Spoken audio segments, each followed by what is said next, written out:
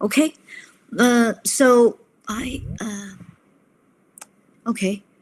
need to move faster.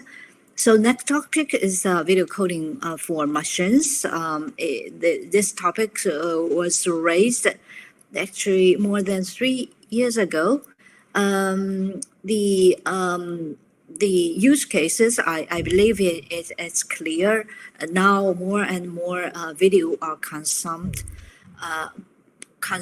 by not only by human being but also intelligent machine in the applications like surveillance, intelligence, transportations, smart cities, intelligent industries, and so on. So in 2019, the new adult group was established in requirement group. And after several years study on this topic, in this April, a formal call for proposal was issued, and that was for the track 2. I will explain what's the difference between track 1 and track 2. And in the most recent WG MPEG meeting, let's say, the responses were received, and the standardization activity was moved from the requirement to the technical group, which is WG4. So actually, let me explain about the track 1 and the track 2. At the very beginning, we believe since the video will be consumed by intelligent machine for some, let's say, different tasks. So we believe the features used for those tasks might be more, if we compress the features instead of the original videos, might be more efficient. But things this will change the pipeline quite a lot.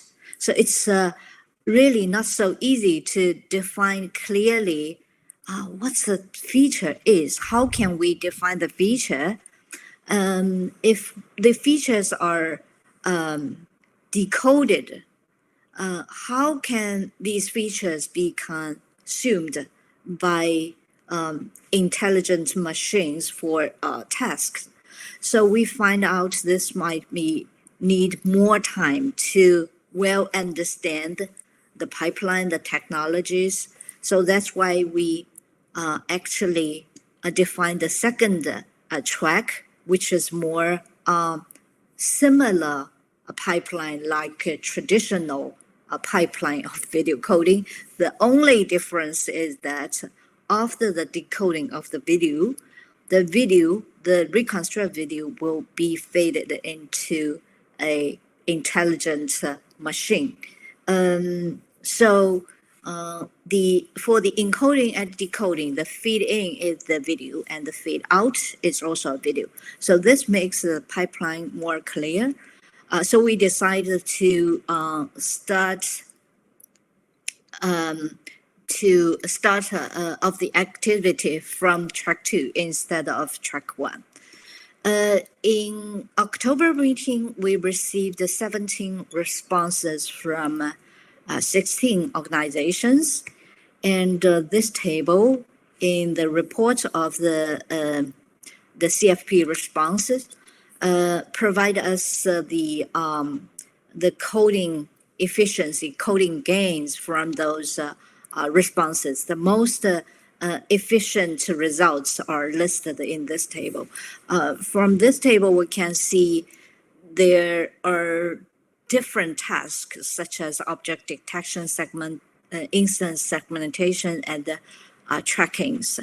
And we have multiple data sets to test those coding efficiencies.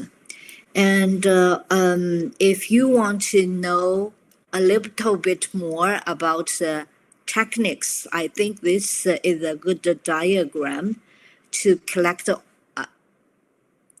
I try to collect all the tools appeared in those responses. So in the VCM encoder, there are pre-analysis to mimic the analysis maybe happened after the decoding. And with the analysis, there might be different kinds of processing, like spatial or temporal downsampling, or even region-based downsampling. And some tools even remove the background or blurring the background or lower down the refreshment of the background and so on. And after that is the inner encoder. In some responses, they just use the existing encoder, VBC or EBC. And in some responses, they provide us some new design of the inner encoder, like neural network-based encoder or layered-based layered encoder. And in the decoder side, after the inner decoding, we need to restore the images, videos, for upsampling, for background filling, and so on. So then the decoded video will be fed into the same network. So that's the very brief idea about the VCM technologies. So we are not sure which one is better than the others. So we decided to establish a common reference software based on the responses. And the first version of the common reference software will be available very soon in December.